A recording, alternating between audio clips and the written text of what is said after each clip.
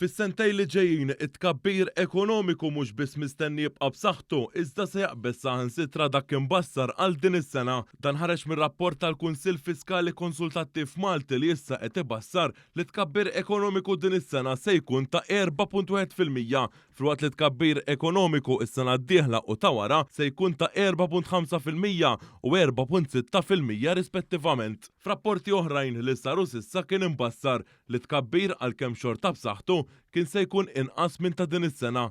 Dan it-tkabbir ekonomiku b'saħħtu li għaddej minn pajjiżna qed ikun previst minkejja sfidi internazzjonali mingħajr preċedent fosthom bil-gwerra fl-Ukrajna li ġabet magħha kriżi fis-settur tal-enerġija biex jilqa' għal din id-daqqa l-Gvern Malti is-sena l-oħra u din is-sena qed jinvesti mal-biljun euro biex il-prezzijiet tal-enerġija u l-fjuwil jibqgħu stabbli għal familji u negozji.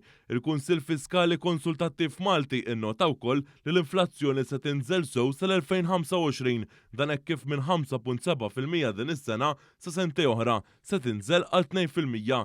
Minn dan ir-rapport ħareġ ukoll li r-rata tal-qatt se tibqa' simili għal dik li hemm bħalissa li jfisser li tibqa' l-iżjed baxxa fl-istorja ta' pajjiżna. Dan ir-rapport jindika wkoll li din is-sena id-deficit fiskali huwa mbassar li jonqos għal 5% tal-prodott gross domestiku minn kważi 6% is-sena li għaddiet. Minn barra hekk dan mistenni jinżel għal 3% fi żmien 3 snin oħra. Dan ir-rapport jgħid ukoll il-proporzjon tad-dejn tal-Gvern imqabbel mal-prodott gross domestiku mistenni li jibqa' taħt is-60% skont il-kriterji tal-Unjoni Ewropea.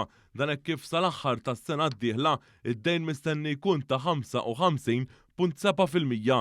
Dan ir-rapport tal-Kunsill Fiskali Konsultattiv Malti isegwi t-tbassir għar-rebbija mill-Kummissjoni Ewropea li fih ħareġ li pajjiż se jkollu t-tieni l-akbar tkabbir ekonomiku minn fost il-pajjiżi kollha tal-Unjoni Ewropea din is-sena u anke is-sena d-dieħla.